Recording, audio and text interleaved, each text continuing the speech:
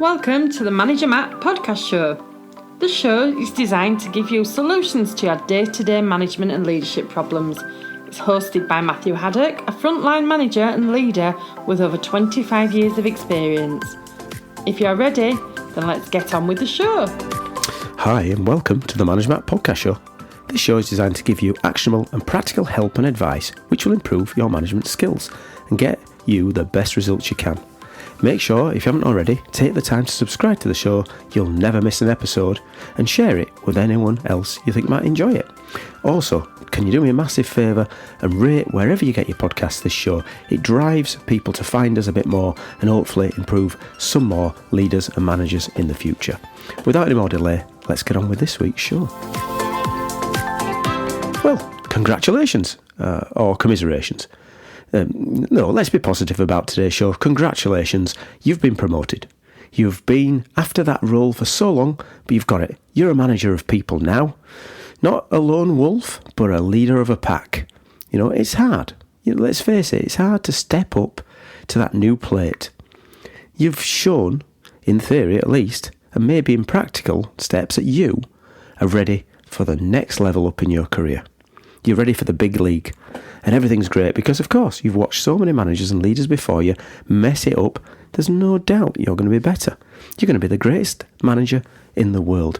You know, you're starting out with this. I know how to lead this. I've been here for X amount of years. I've got all these skills. I know what I'm doing. But what's got you here might not necessarily get you there. It's good having the skills. You know, you've got the trade, no doubt about that. But are they really going to help you when it comes to leading a team? And there's a lot of big pitfalls that people can fall into. Because what they do is, you find that people are promoted because they're good at what they did, but fail when it comes to what they need to do in leadership. Some of it's because they can't make that leap. They still want to be one of the team. And you are a part of a team, don't get me wrong, but they're different. They like the camaraderie. They like being one of the them and not the us, which obviously us evil managers are. Others can't stop doing what they did before. They want to be hands-on. They don't like to show others what to do. They'd be quicker for me to do it, which is great for your people who you're leading. Firstly, you don't trust them, and secondly, they can sit down and let you do the work. Well, win-win. But your boss ain't going to want to have to see that, ever. I've seen it many, many times.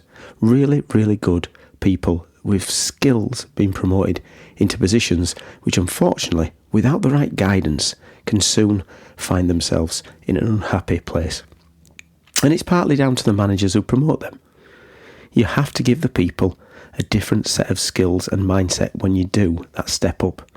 But it's also on the individual to expect to need to change. They need to understand that individuals have to change when it comes. Now, I hope in today's show is just around giving you a couple of tips on how new managers can be supported and should go through to try to be the best they can. It's not something that happens overnight. It takes years and years sometimes to really get good. And I still think I'm not so good. I'm learning every day. But let's have those top 5. So, you're a technical expert, but now you need to be a strong people and communicator. And that can sometimes not be the same. If you've been great at being an engineer, for instance, and fixing something, and you're the man to go to or woman to go to when something goes wrong, now you're going to have to start thinking about how I can develop people to do that and communicate to them. And you've got to take more time now to listen than talk. I know, most people think managers talk more than they listen, and maybe some do, but that's the idea. You need to listen. So, tip number 1. You need to become an active listener. You need to engage with your team and the people who are going to work for you, and stop talking, start listening. The old analogy, 2 ears, 1 mouth. Listen twice as much as you talk. And that's difficult because you've been promoted, you think you're the bee's knees, whatever the bee's knees is. I don't know why that's such a good thing, but anyway, you're going for it. I'm going to be the man. I'm going to talk this. I'm going to do this. I'm going to do that. Actually, just listen for a bit. You need to listen to your people. You might think you know all the answers, but you don't. So, tip number 1, become an active listener. Tip number 2, it's not about being liked. I know, people don't see that these days, but it's not about being liked.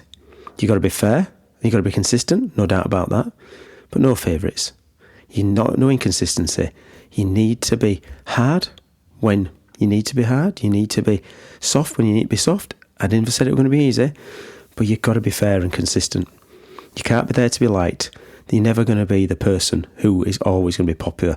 When you're in your teams, you might be the Jack the Lad or the person everyone thought were a good fun and a good laugh to be around. Well, now you're promoted, sometimes that's not going to be the way it is. You need to display consistency and fairness.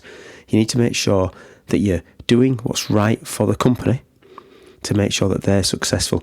And unfortunately, this is the dichotomy of leadership, is that sometimes you need to have that idea of not being liked. If you take the military example, I'm sure most, if not all, of the leaders in the military, the sergeants, the lieutenants, the captains, wherever, care immensely about the men in their charge. But they are, and this is the reality of it, going to have to put those people, the men and women, in dangerous positions. They're going to have to put them in positions where predominantly they're going to be at a chance of dying. You can reduce the risk, you can do everything you can, but the dichotomy of a leader is that you need to get the goals done. And unfortunately, in some instances, especially in the military, well, mainly in the military, you hope not in normal civilian life, you're going to risk that person's life. But you still care about. And that's it. They're not always going to be liked. Your orders are not always going to be accepted with open arms. So that's tip number 2. It's not about being liked. Tip number 3. You're a role model. And actions will always speak louder than words. We know that. You can say you do this, but if you're doing a total wrong thing when you're being watched, and not even when you're being watched all the time, you'll soon get called out. Your role model status ramps up as a leader. Say and do the right things. If it's about wearing your PPE, then wear your PPE. It's about parking in the right place. Park in the right place. Little things as you come through that door.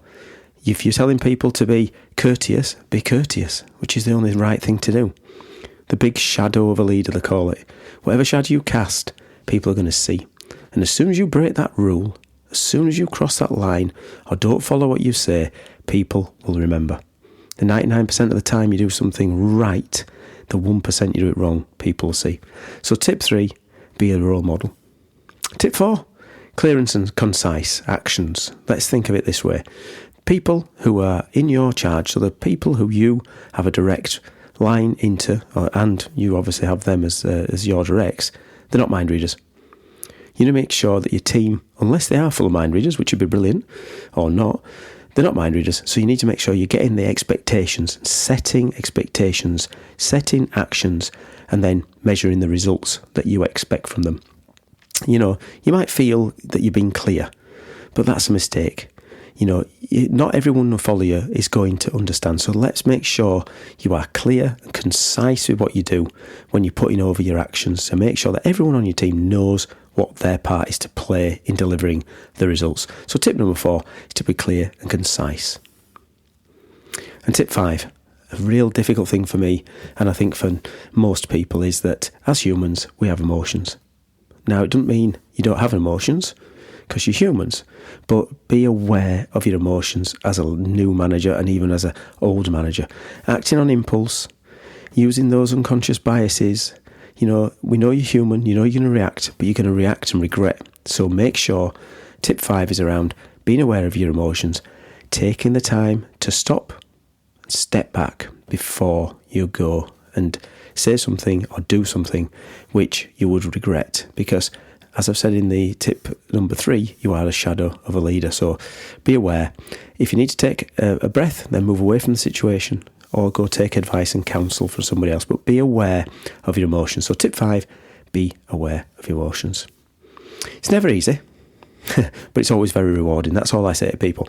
Never easy to follow the path to become a manager. And it's hard because, you have got to move and turn and make different decisions when you're a leader. And you've got the idea of your boss giving you things coming down, your team coming up, and you're in the middle. But as long as you look at those ideas of being a respected and successful manager is built around the facts of you always be a listener, be concise and fair, be the role model, always set actionable and achievable goals for your team, and be aware of the emotions and what you do. And that's going to help you. You've still got to find your own way. You've still got to find your own voice and the own way of doing things. Every manager is slightly different and does it in a different way. But I find if you use those 5 as a good grounding going forward, it sets you up in your first few years of being a manager. Well, thanks for listening. And as always, I'm really keen to hear your thoughts on the show, both good and bad. So please send your feedback, because it's a gift, to managermattpodcast@gmail.com. Answer all the emails myself. I know I don't have a secretary, just do it all myself. I'm amazing. And would love to engage on new or read some old topics if I can. That'd be great. One more thing. If you could, and you should, apply what you've learnt today. Take these 5 tips and make sure that what you're doing today makes better for you tomorrow as a manager. Right, well, that's it for Manager Matt this week. Thanks for listening. Goodbye. Thank you so much for listening to this Manager Matt podcast. We hope you found it interesting, helpful and actionable. One last thing, please leave a quick review on iTunes or with your podcast provider, as it helps to spread the word of Manager Matt. If you haven't already done so, please subscribe to the podcast, and if you did like anything in particular, send an email to managermattpodcast@gmail.com or visit managermatt.co.uk for more content. Feedback is a gift, so let's keep giving. See you next week.